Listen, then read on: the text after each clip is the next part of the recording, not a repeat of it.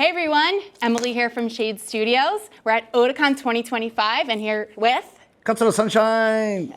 So very excited to have you here today. Very excited to be here. Tell us, give us the lowdown. Who are you? What do you do? The ends of your hair you matched to mine, I think. Oh yes, Yeah. it was coordinated. Only the ends. Yeah, okay, there we go. Yeah, this is good.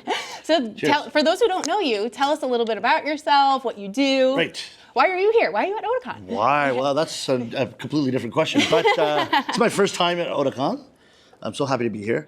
I am a traditional Japanese rakugo comic storyteller, and rakugo is a 400-year tradition of storytelling in Japan. The story has been passed down from master to apprentice through the ages up until the present day. Wonderful. And so how did it all get started? How did you get into rakugo? Well, I've always been in show business. So when I finished university, I was writing, even during university, I was writing musicals. And basically, I'd always been aiming to have my musical produced on Broadway one day. But my main focus when I was writing musicals was ancient Greek, like 2,500-year-old comedy by Aristophanes. Wow. And at one point, I was reading an article by a scholar who said that ancient Greek tragedy and comedy, which is 2,500 years old, and Japanese no and kabuki, which goes back 400 or 500 years, have all these coincidental similarities. I said, I gotta see some kabuki. And so I just, on a whim, went to Japan. And then my third day in Japan, I just said, I'm never going back to Canada. This is just too interesting, too amazing here. So that's how I stayed in Japan. And then after 5 years at a yakitori restaurant, the owner was a huge rakugo aficionado and a fan, and he had his own rakugo performances. He invited professional storytellers, young professional storytellers, to do a show in his yakitori shop, in a tatami room. He turned it into a theater, which is like 20, 30 people audience. And he said, if you're interested in Japanese culture, you might like it. So I went, and of course it's ancient, it's comedy, it's Japanese stuff, like it's the chochin lanterns are the decoration, and the performers in a kimono, and using like the fan and the hand towel to tell stories, kneeling on a cushion. So it's very Japanese, and very ancient, and very comical. And I thought, oh, this art form was invented by the Japanese for me, is the way I thought about it. Yeah, I fell in love at first sight. So then I just said, I got to do this. So then how did you get started doing rakugo, starting in Japan? Yeah, I mean, that's another story. To become a proper professional storyteller, you have to do a very strict 3-year apprenticeship under a master. So I went to my master's house every day for 3 years. Wow. Not one day off. Did the laundry, the cleaning, menial chores, folded kimonos, carried his bags on walks, that kind of thing. And then also work backstage, doing sound, lighting, that kind of thing. So you're doing technical stuff, also controlling the dressing room. So getting the master's, like whatever he has for makeup, dressing him in his kimono. When he takes off his kimono between stories, then you're folding it up and that kind of thing. So, and the master gets angry with you at least once a day. That's the tradition.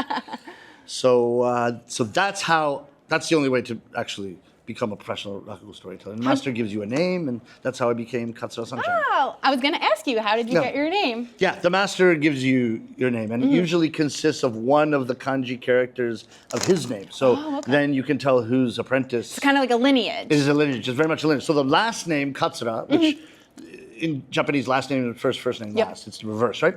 So Katsura is the family name going back hundreds of years. And then, so you receive that. And then Sunshine, the son of Sunshine is, do you count yet in Japanese? To 10, yeah. Yeah? Okay, so count. Ichi, ni, san. San! That's my name. San.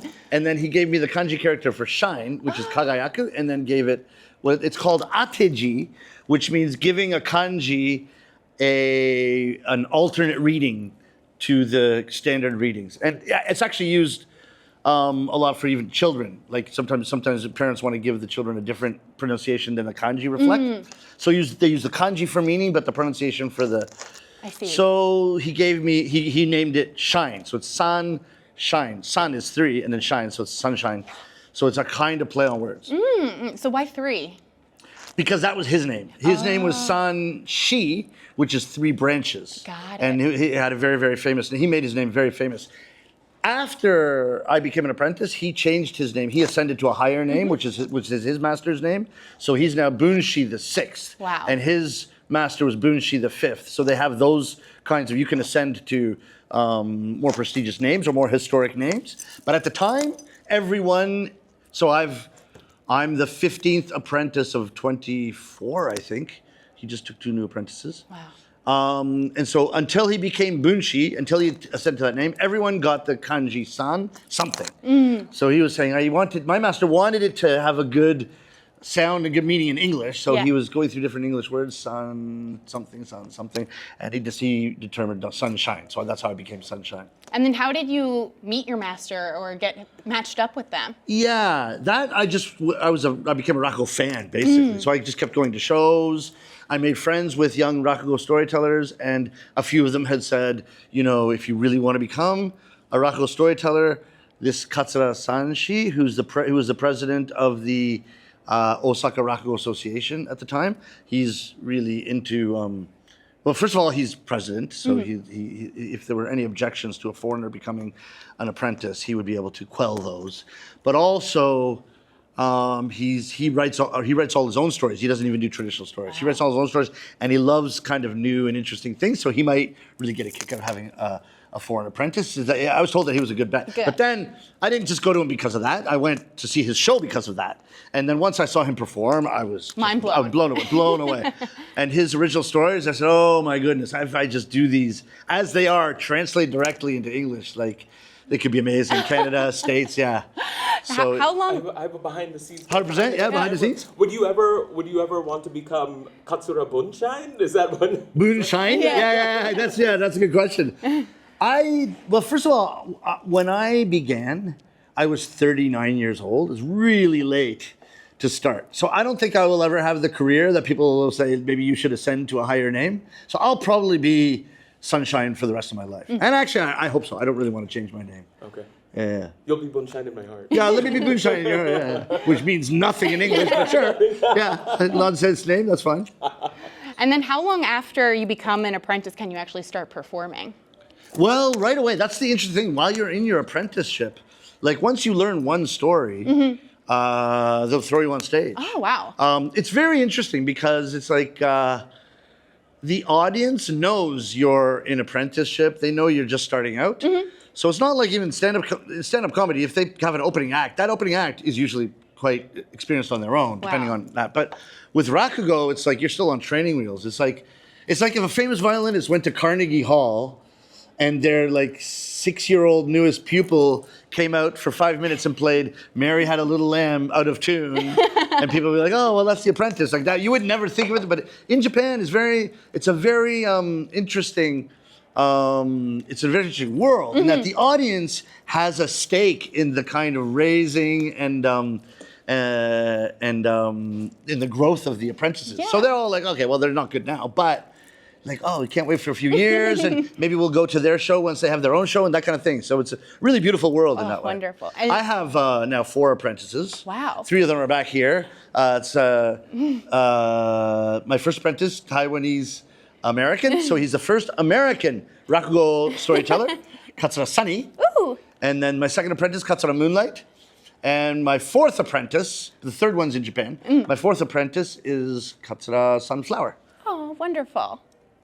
Wonderful. Cheers. And so, have you ever had a joke that maybe didn't land or a story that all didn't the time? hit? Jesus Christ. Yeah. 100%. But you learned to pivot. And last week, it was hell. Yeah. Well, obviously, any comedian, right? Like, just doesn't click with that audience or whatever. So all the time.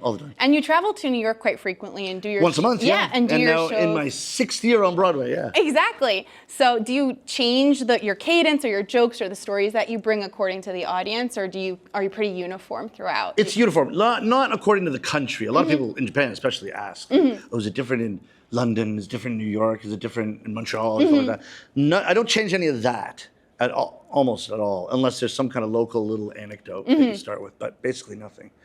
But of course, for the audience, you always have your eye on the audience and your ears to how they're reacting.